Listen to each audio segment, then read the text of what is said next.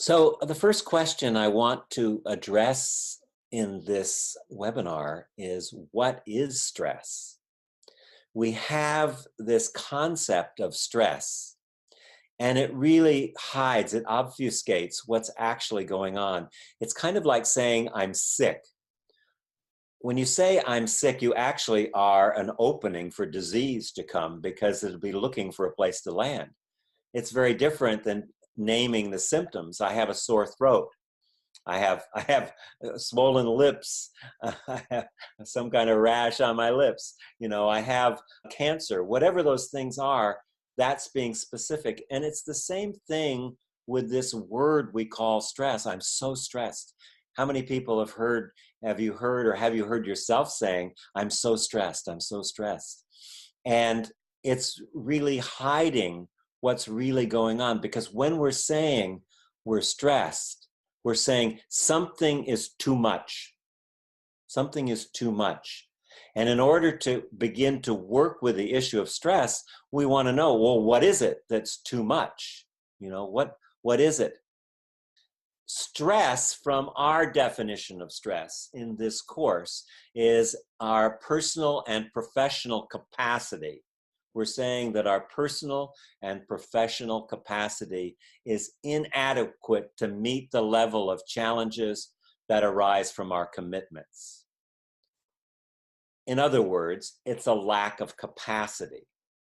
We all have the same 24 hours in a day, but some people can only get so much done in a little bit of time, and so many people get so much done in the same amount of time. Why is that? Why does that happen? Stress is really about capacity, and capacity is about our too muchness, too much to do, too much information, too many emails, too much pain, too much suffering. I'm moving too fast. It's too complex. I have too many commitments. It's too complicated.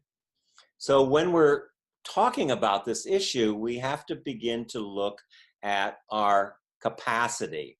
What is it that's too much? And this is one of the things that you want to work with in the journal work, that to begin to look at, well, what's actually happening when I'm saying I'm anxious, I'm overwhelmed, I have too much stress.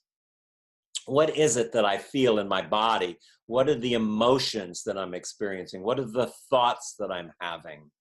And to just become more present.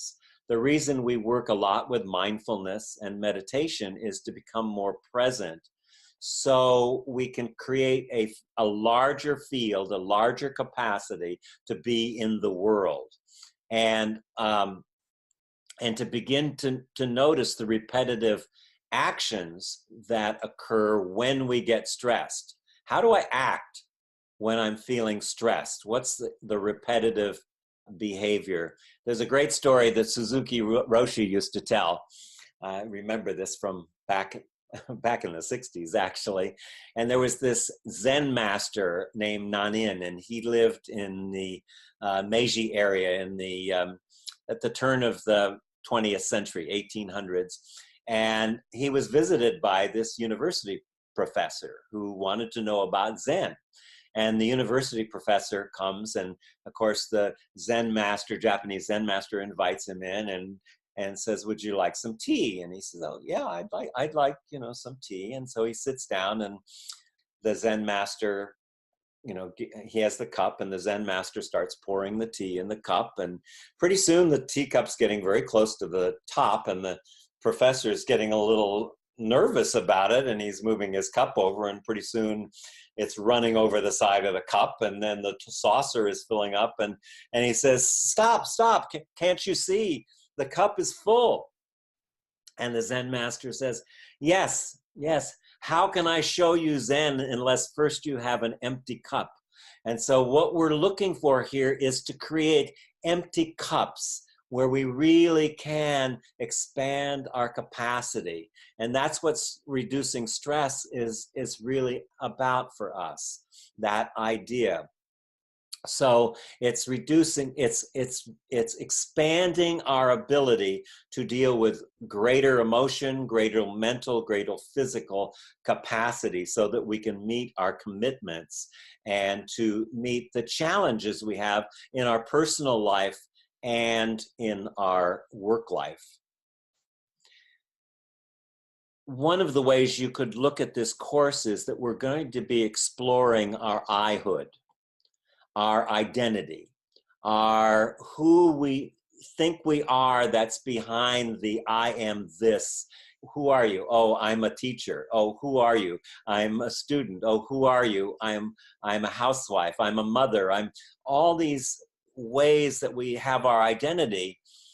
These identities that are formed come from the first 5 or 6 years of our life.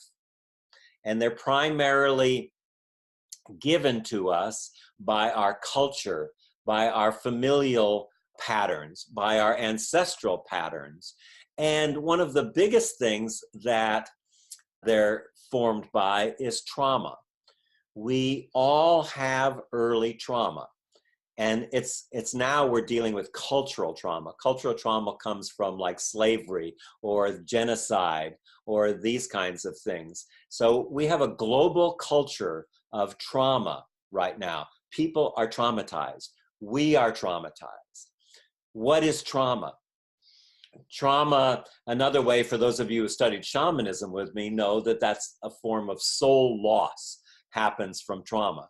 Trauma is something that happens when we have an event that happens that scares us, that hurts us in some way, and part of our essence then is pushed down and under. It is pushed away.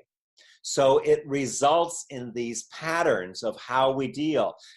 Men are scary. Women take advantage of you. Women will hurt you. Life is hard. Money is scarce.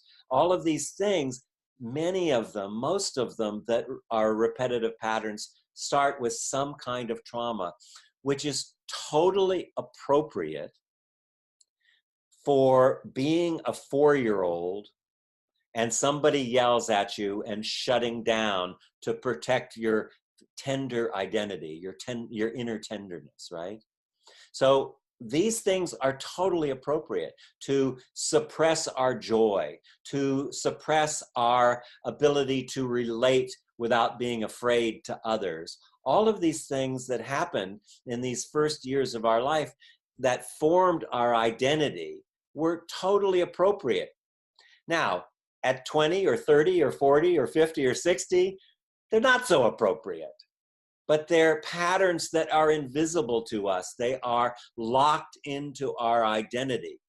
So this is why we say that stress is an opportunity, an access, a portal for our development, for actually growing.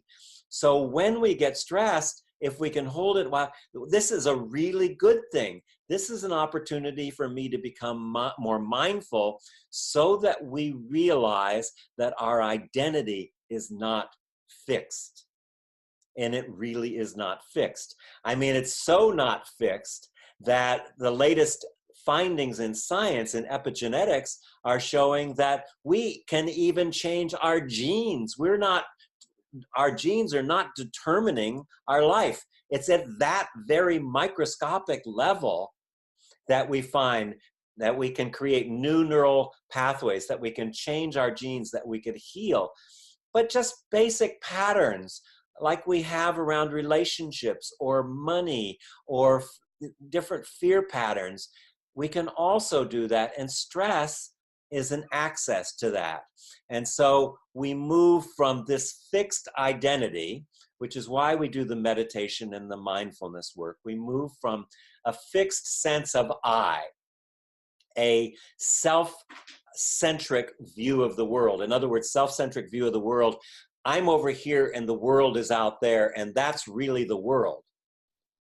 But we know that other people see the world completely differently. So is that really the world out there?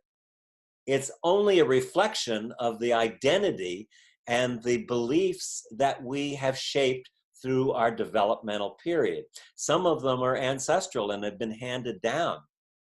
I think that one of the really fascinating things for me about this area is that when we heal these traumas, these early traumas that are locked in our bodies, our emotions, and our mental constructs, when we heal them, we also heal the ancestral patterns as well as the future ancestors, the people who will come after us. I like calling them future ancestors because from a quantum perspective, the time is just a circular pattern